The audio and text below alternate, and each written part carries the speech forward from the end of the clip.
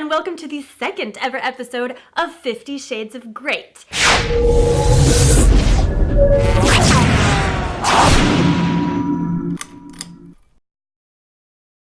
And it's also my very first video in 2017. Happy New Year to you! So an update on my schedule. There will be a new episode of 50 Shades of Great here every single Wednesday. So make sure you hit that subscribe button so you don't miss out on any of the inspiring women that we're going to talk about this year. And if you know someone who would be perfect for this project, please put their name down in the comment section so that I can include them on a future episode. Today, I'm very happy to be talking about Malala Yousafzai. In 2014, she was awarded the Nobel Peace Prize for her work advocating for girls' education. That was at the ripe old age of 17, making her the youngest recipient of the Nobel Peace Prize ever, and also the first person from Pakistan. Her story is so moving and incredibly inspiring because she spoke up about a girl's basic right to an education, and because of that, she was shot in the head by the Taliban on her school bus on her way home from school. That was on October 9th,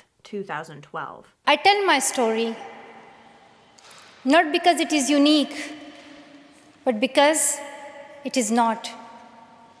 It is the story of many girls. I just finished rereading her book, I Am Malala, and also watched the 2015 documentary, He Named Me Malala, because I wanted to learn more about this courageous young girl and now young woman, she's now 19 years old, who is still campaigning for equal rights for women as well as every child's right to an education. She actually set up an organization to help her do so called the Malala Fund. You can check that out at malalafund.org. And it is her mission that every girl and boy in the world goes to school and receives the gift of an education. So that's kind of an overview. Let's dig a little deeper into who really is Malala. She is from a region of Pakistan known as Swat Valley, and she is the oldest of three. She has two younger brothers. Reading her book again, I was struck so much by how different her society would treat boys versus how they would treat girls and what they expected of girls. For example, she talked about if they had eggs to feed the family, they would only be given to the boys.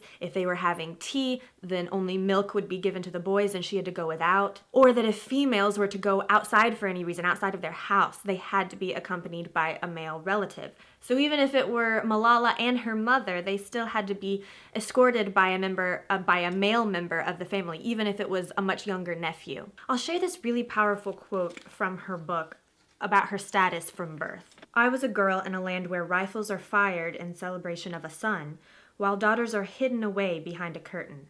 Their role in life simply to prepare food and give birth to children.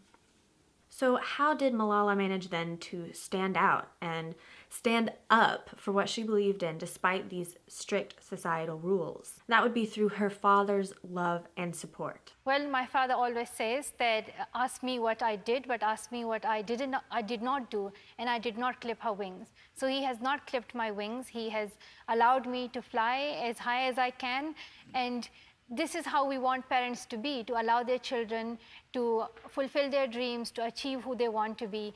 It's not that girls don't have the skill or don't have the talent to do something in their life. It's that they are stopped in society. So my father did not do that. He did not stop me.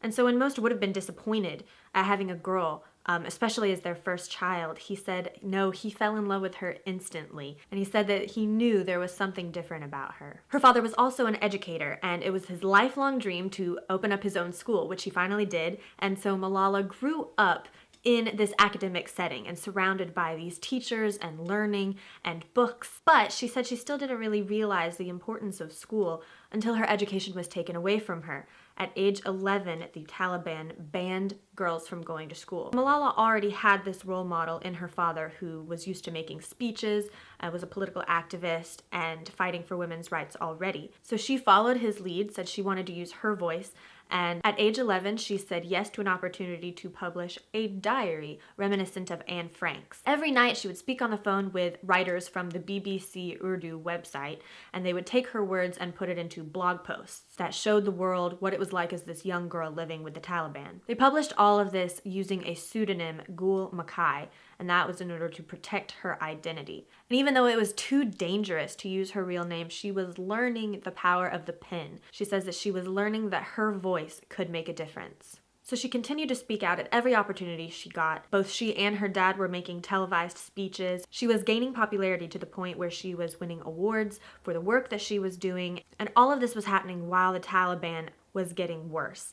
There was more violence, flogging women in the street, beheading policemen. Not only did they ban girls from going to school, they prohibited women from shopping in the markets. And for a period of 3 months, there was a mass exodus from Swat Valley, and Malala and her family moved around during that time as IDPs because it was just too dangerous to be at their home. So in 2009, the Prime Minister claimed that the Taliban had been cleared out and it was safe for everyone to go back home, which they did. Malala kept making speeches, and it turned out that the Taliban had never really left. So her and her father were receiving death threats from the Taliban. And it was very interesting, this quote about when she found out that she was being targeted. I'm gonna share it for anyone who is ever fearful of doing something in their own life. I don't know why, but hearing I was being targeted did not worry me.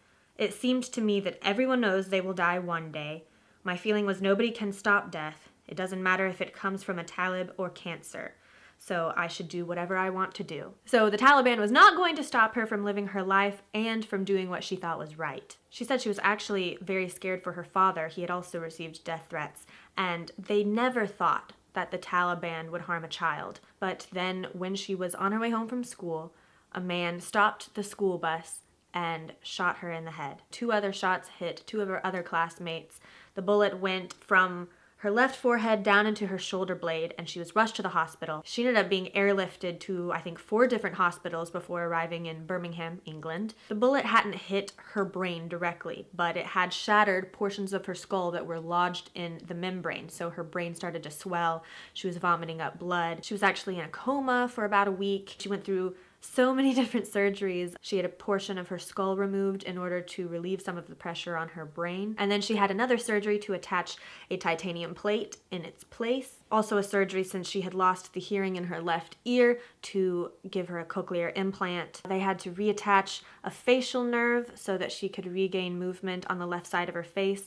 Still, if you see her in interviews today, that side doesn't have as much mobility as the right. So after many months of recovery and therapy, she was then able to speak again and gave a speech at the United Nations and also won the Nobel Peace Prize. So she's just an amazing example of someone who's so incredibly strong and shows you that age doesn't matter. You're never too young to do something. Right now, it's actually still too dangerous for her to go home. The Taliban did accept responsibility for the attack and said that she would be killed if she returned to Pakistan. In one way, she says that the Taliban actually made her message global.